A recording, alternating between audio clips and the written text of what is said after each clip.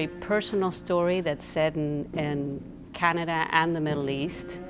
I think that it's important to think about all the waves of migration that have happened in North America and how much diversity and richness in culture do we have in this area. It has a lot to say about human condition and about sort of the Western world and sort of the old Eastern world. But to me, it has to do with history and blood and memory and family and forgiveness and violence and these things that are, you know, in every culture. We all know that the Middle Eastern region is one of great contention and you know, a lot of turmoil, and but this story is a human story.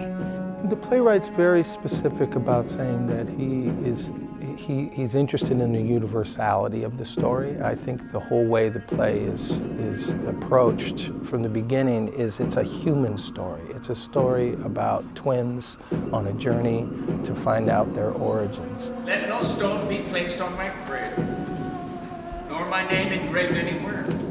I'm Dorian McLugie. I'm playing the role of Simone. When she talks about us in her will, why doesn't she use the word "my children"? The word "son"? He didn't understand his mother, his relationship with his mother, her relationship to him, and then she dies and he's left with nothing but bitterness and without any interest in finding out who she was or how her life led her to be at this moment. When did she ever cry over me? Or Janine? My name is Soraya Brukim, and I play Janine, and I also play Jahani. Welcome to pure mathematics. In other words, to the world of solitude. Janine is a PhD mathematician. Her patterns of thinking is all through math. She finds solutions to every problem through math. There's also a lot of passion in her, a lot of drive. When she puts her mind to something, she wants the results. Through her leadership, Simone is taken along the journey to learn the truth about, you know, our mother's origins and therefore our origins. No one!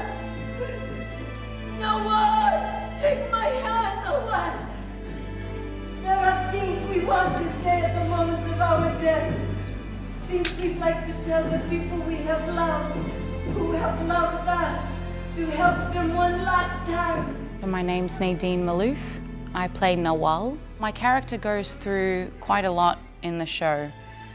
She starts off 14 years old at the beginning of the play, and then I take her through a journey up until she's 45. So she goes through quite a lot in that time. You come back from the woods and you tell me I'm the one who's crying?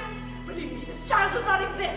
I think it speaks to all audiences. It's really about finding one's origins, about rising out of dark circumstances, about fighting poverty, about searching for our deep humanity.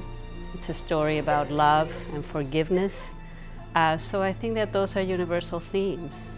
I believe that when people come to something and they may have had prior views about either a group of people or a political issue or a social issue or things in their own lives that they've been avoiding dealing with, but they know they need to someday, and suddenly on stage they're able to view it and see it in a different way, that they leave the theater just slightly different than they came in, and maybe more in touch with something that they had been in denial of before or just didn't see before, and they may see the world a little differently leaving here. No more words, just the wind